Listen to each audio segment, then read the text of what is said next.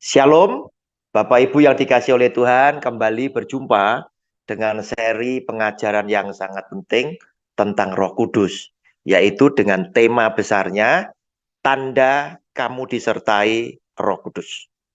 Bapak Ibu, video yang keenam, kita akan diajar dengan pelajaran yang saya beri judul, Roh Kudus akan memberitakan kepadamu hal-hal yang akan datang. Jika Roh Kudus tinggal di dalam hidup saudara dan saya, dan menyertai kita selama-lamanya, maka Roh Kudus yang punya tujuan satu, yaitu memuliakan Yesus Kristus Tuhan, akan memberitakan kepada saudara dan saya peristiwa-peristiwa, kejadian-kejadian yang akan datang. Saudara, Yohanes pasal 16 ayat 13. Tetapi apabila ia datang, yaitu roh kebenaran, yaitu Roh Kudus. Maksudnya jika Roh Kudus berkenan tinggal di dalam hidup saudara dan saya, ia akan memimpin kamu ke dalam seluruh kebenaran. Sudah saya terangkan di video yang kelima. Sebab ia tidak akan berkata-kata dari dirinya sendiri, tetapi segala sesuatu yang didengarnya, itulah yang akan dikatakannya. Dan perhatikan, ini untuk video yang keenam. Dan ia akan memberitakan kepadamu hal-hal yang akan datang. Nah, saudara, kita kenal biasanya hal-hal yang akan datang, yang akan terjadi, yang diberitakan oleh seseorang kepada kita, umat yang luas ini, kita sebut, kita kenal sebagai nubuat. Yaitu kata-kata Tuhan yang disampaikan kepada seseorang untuk disampaikan kepada masyarakat secara luas. Nah, saudara, siapa yang akan diperlakukan demikian oleh Roh Kudus? Sehingga Roh Kudus berkenan nitip pesan kepada seseorang, sehingga orang ini boleh menyampaikan pesan dari Tuhan untuk masyarakat luas. Dan itu harus pasti terjadi. Saudara, jawabnya adalah jika orang tersebut sebagai sahabat Allah, sebagai sahabat Roh Kudus, sehingga apa yang akan terjadi di kemudian hari, Tuhan berkenan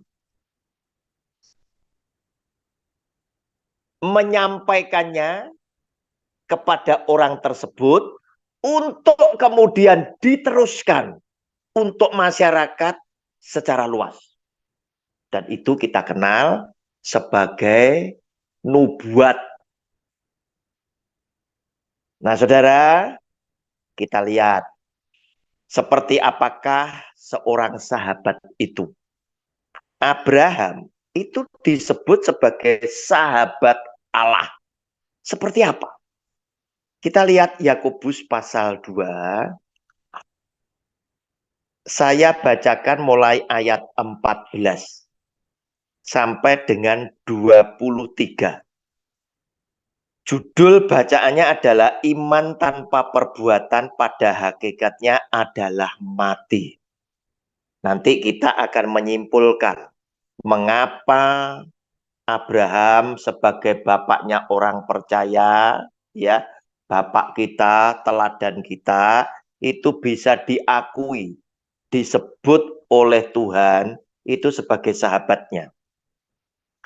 Apakah gunanya saudara-saudaraku jika seorang mengatakan bahwa ia mempunyai iman padahal ia tidak mempunyai perbuatan. Dapatkah iman itu menyelamatkan dia?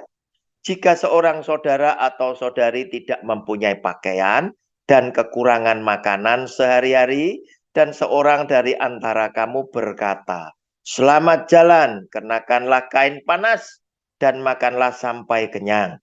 Tetapi ia tidak memberikan kepadanya apa yang perlu bagi tubuhnya. Apakah gunanya itu?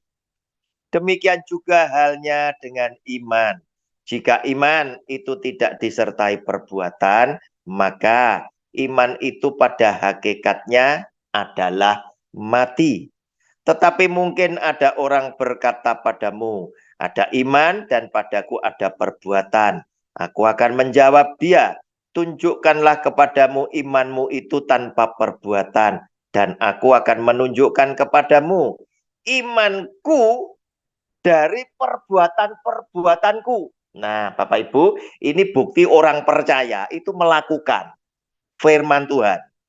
Engkau percaya bahwa hanya ada satu Allah saja, itu baik. Tetapi setan-setan pun juga percaya akan hal itu, dan mereka gemetar.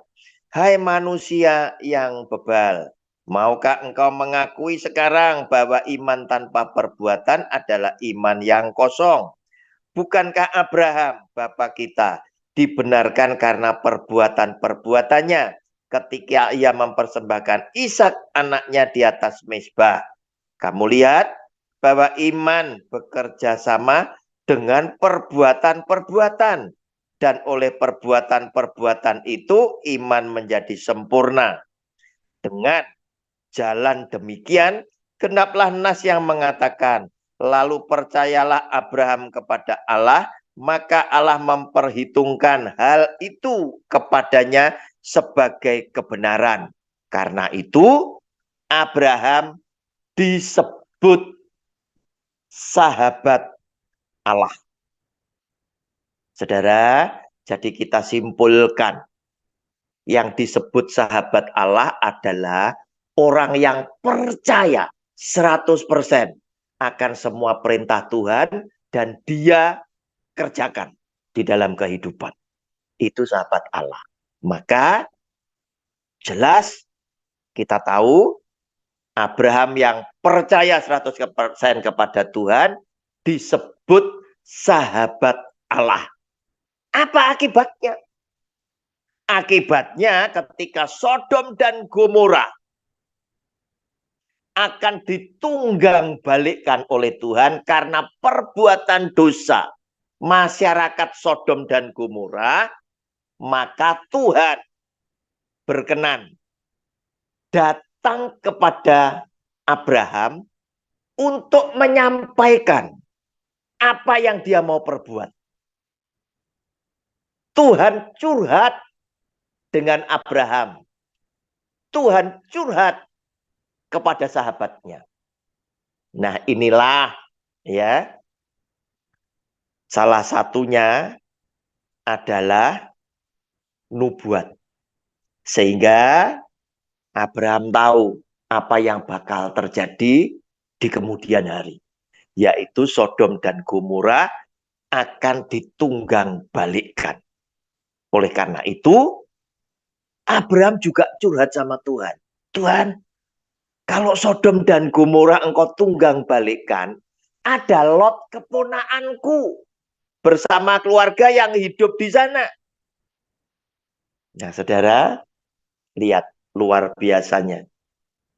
Sehingga Abraham pun juga bisa bertanya kepada Tuhan lewat Kejadian 18 ayat 23. Kejadian 18 ayat 23.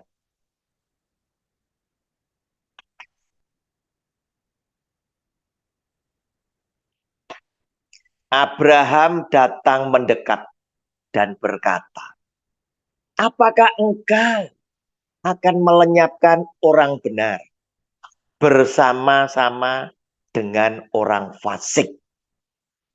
Bapak Ibu, orang fasik adalah orang siapa saja yang suka melanggar hukum Tuhan di dalam hidupnya, itu disebut fasik, itu disebut jahat kepada Tuhan. Nah, Abraham nanya sama Tuhan, Tuhan, Sodom dan Gomora nanti akan engkau musnahkan, engkau tunggang balikkan. Tetapi ada Lot, keponakanku ini orang benar. Abraham mendekat kepada Tuhan dan bertanya, apakah engkau, Tuhan yang maha adil, akan membunuh orang benar bersama dengan orang fasik? Saudara, ternyata Tuhan memberikan jawaban, tidak. Di tengah-tengah malapetaka yang aku hadirkan, aku akan selamatkan orang benar dan musnahkan orang fasik. Oleh karena itu, saudara, jadilah Anda orang-orang benarnya. Sebab ketika ada hari celaka, malapetaka yang Tuhan memang hadirkan, Tuhan akan lindungi saudara dan saya sebagai orang benarnya.